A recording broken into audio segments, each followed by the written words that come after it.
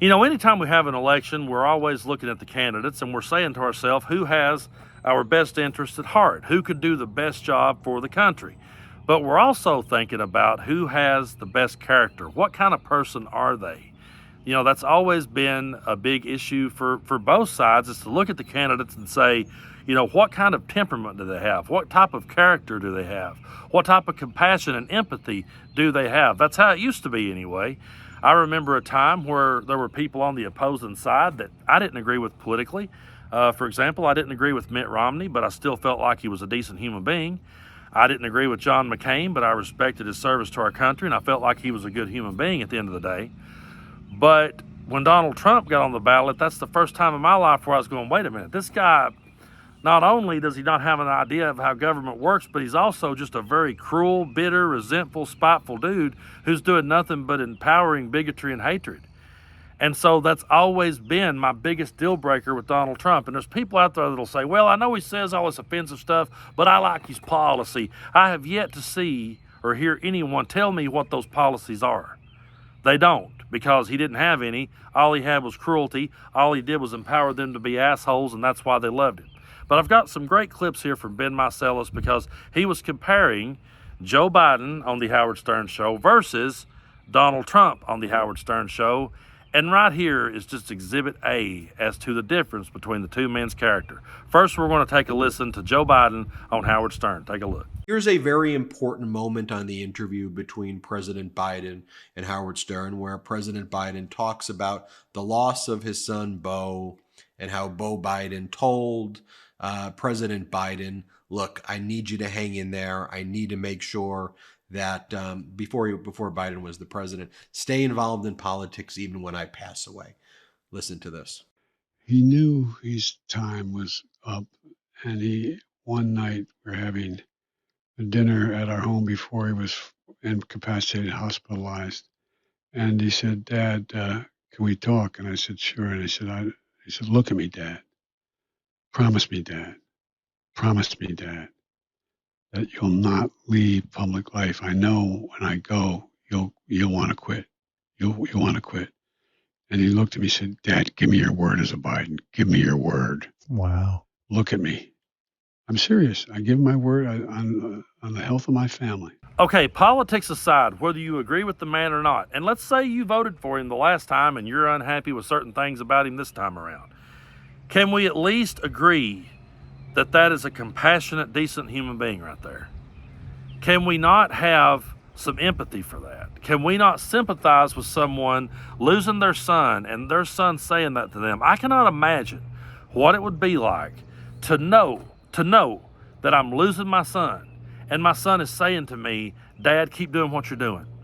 Don't stop on my behalf. Don't quit. Keep doing what you're doing. Give me your word that you'll keep going. And he did. He gave him his word, and he kept going. That's admirable, no matter, to hell with politics for a minute, okay? Take Democrat out of the scenario, take Republican out of the scenario, take your like or dislike for the guy out of the scenario for just a minute, and say to yourself, that's a good person. We should be able to agree that right there is a good man. And that whole interview, by the way, for those of you that haven't watched it, go out of your way to watch it, because I think we really do get to see more of the human side of Joe Biden. We get to see what kind of person he truly is. He talks a lot about the tragedies that he endured and the things he went through, and we all have went through those things. So I think it's important that we listen to the leader of the free world and hear him describe how he went through those things. But if we're going to start comparing character and temperament, just take a look at this next clip. This is Donald Trump on the Howard Stern Show, talking about how he loves to go into the dressing rooms of pageants so he can inspect. Listen just how gross this truly is. Now, this is Donald Trump on Howard Stern, talking about how he would like to go, when he was running beauty pageants, he would go into the room where the teenage girls were dressing, and Trump would inspect naked teenage girls. Play this clip. You could also say, as the owner of the pageant, it's your obligation to do that. So you have done that. Now, I'll tell you the funniest is that I'll go backstage before a show. Yes. And everyone's getting dressed and ready and everything else. And, no men are anywhere. and I'm allowed to go in because I'm the owner of the pageant, and therefore I'm inspecting it. I'm inspecting. Right, I want to right. make sure that You're like a everything is doctor. good. You're there. Yeah, the dress. Is everyone okay? They're standing there with no clothes. Is everybody okay? And you see these incredible looking women, and so I sort of get away So I with it. think when you see all of these clips together, it ultimately goes to character. And part of character is also setting boundaries around yourself for how other people treat you. And look, Howard Stern was walking all over Donald Trump.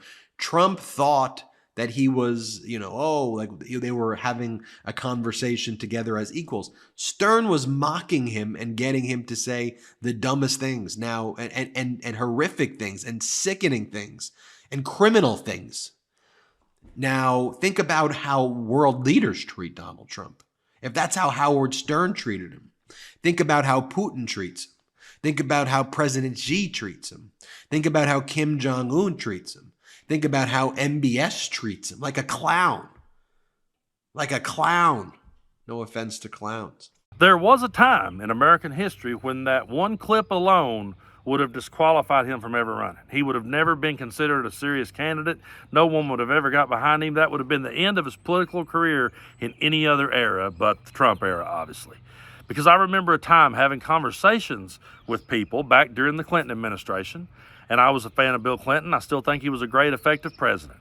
But I had a whole lot of people in my family and friends say to me, he's immoral. He cheated on his wife. We need someone who will set better examples for the children. I heard that the whole time he was in office. And those same people that used to lecture me about Bill Clinton are now giving Donald Trump a pass. And all the things that are coming out in the Stormy Daniels case, all the affairs that we found out he was having while his wife was pregnant, none of those things are deal breakers for him. None of those things are anything that makes them stop and go, wait, maybe we need a guy with better character. I've yet to hear any of them say, oh, these are the policies I love. It's always just, I like his policy. They say that because they heard a talking head say that somewhere and they're just repeating it. But make them get in the weeds. Make them explain what the policies are, and you'll see very quickly that they don't know how they work and they don't know how the government works either.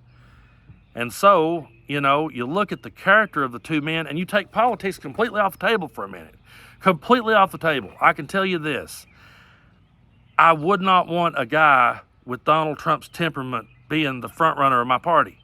I would be protesting that loudly. I would be saying, no, we don't need this dude up front. This is bad. This is not a good thing. The fact that people can sit back and continue to find a way to give him a pass is absolutely ridiculous.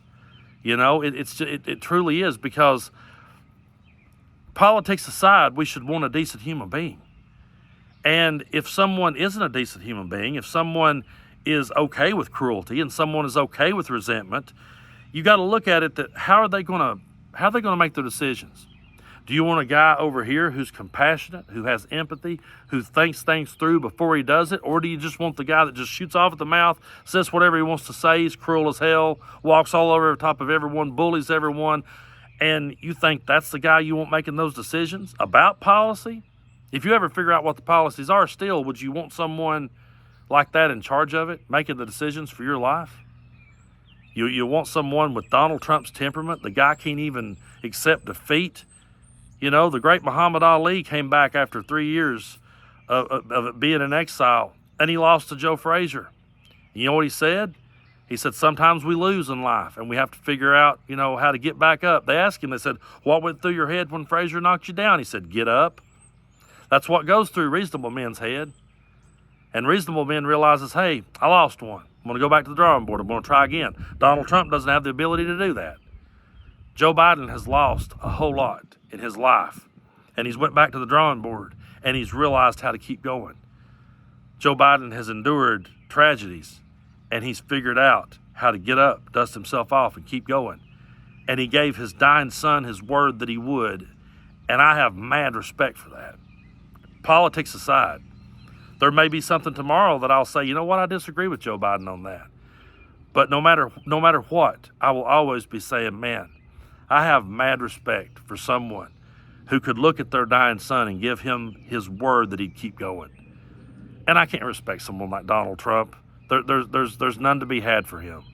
because every time he opens his mouth, he just removes all doubt as to what kind of idiot he truly is.